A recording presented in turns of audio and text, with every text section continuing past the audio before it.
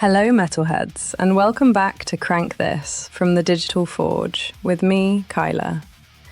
Tonight, we are stepping into candlelight, bloodlines, monarchy, immortality, and one very dangerous question. What happens when eternal life stops feeling like a gift? The song we are looking at is from Elvira Metal Band and is called The Sun Knows Me. This is a dark metal vampire anthem that tells the story of a ruler trapped between immortality and redemption.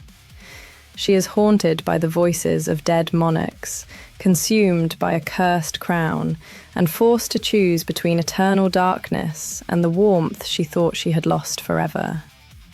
Let's take a listen.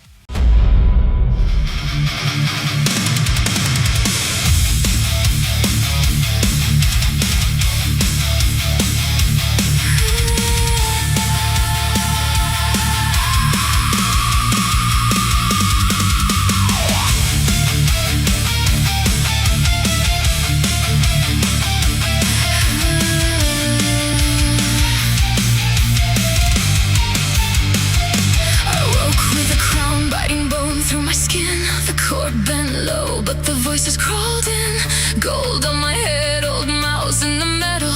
Every dead monarch pulling one thread. Sophia smiled from the black marble stair. Velvet and venom in the candle glare. She thought the night had answered to her name, but the crown kept breathing under every jam. It showed a war she never survived, and she owned from other lives. 1,000 rulers behind her eyes, teaching her how to die. They said drink deeper. They said make love from hunger. They said love is weakness, so she sharpened every wonder. Sunlight, where's my face? Calling through the grave.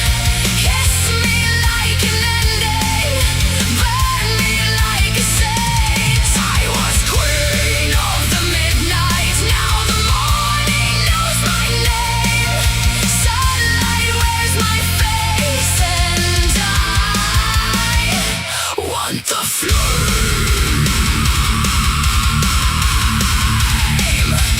Want the flame. Crowd of days, remember me. On the surface, yes, this has everything you expect from gothic vampire metal. Darkness, fire, royal imagery, blood-red atmosphere, old-world elegance, the sense of something ancient walking through a world that has moved on without it. But underneath that, there's a stronger idea. This isn't just a vampire song. This is a song about power becoming a prison. She has the crown, she has the throne, she has the immortality, she has the legend. But the video never makes any of that feel like freedom. It feels heavy. It feels inherited. It feels like something wrapped itself around her soul and refuses to let go. And that cursed crown concept is important, because a crown is meant to symbolize authority, rule, legacy, control. But here, it feels parasitic. It doesn't simply sit on her head. It speaks. It remembers. It carries the dead with it. That gives the whole track a much deeper pull. When the song leans into lines like, "The crown eats all," that's not just a cool gothic phrase. That's the core of the story. She is not only ruling a kingdom, she is being devoured by the thing that made her powerful. And that's where The Sun Knows Me becomes more interesting than a standard vampire anthem. The sun is not just the enemy, it's a witness. It knows what she was. It knows what she became. It knows what she has done, what she has survived, and what is still to come. That makes the title intimate. Not "The sun destroys me," not "The sun hunts me." The sun knows me. That's exposure. That's judgment. But maybe it's also mercy. Musically, the track has a strong, dark metal anthem feel. It doesn't bury itself in chaos. It moves with purpose. The guitars give it weight and momentum, but the song still leaves room for the story to breathe. That matters because this track needs atmosphere as much as aggression. The riffing supports the drama rather than fighting it. It keeps the song grounded in metal, but lets the gothic side rise through the cracks. And the hook works because the concept works. A song like this lives or dies on whether you remember its central image afterwards. And I did. A cursed immortal queen standing between darkness and sunrise. That image is burned into you from moment one. Visually, the video does a lot of heavy lifting. The old world vampire court imagery gives the history. The candlelit rooms, the noble clothing, the royal atmosphere. All of that makes her feel like someone who has lived too long inside the same nightmare. The Elvira 1413 to 1819 style title card on the portrait is a great touch because it gives the story a sense of age. It tells you immediately that this isn't just a character in a costume. This is a legend with dates attached. A life that has already become history. The aristocratic scenes sell the cursed monarchy side, but then you get shots that feel more contemporary, especially the modern bedroom and poster imagery. That makes the myth feel alive in the present day. It suggests the story didn't simply end in some forgotten castle. It survived. It became image, memory, obsession, maybe even worship. You get the feeling this isn't over yet. The rooftop and city imagery is another strong moment. It widens the world. Suddenly, this isn't just a castle-bound Gothic story. It becomes urban, cinematic, almost apocalyptic.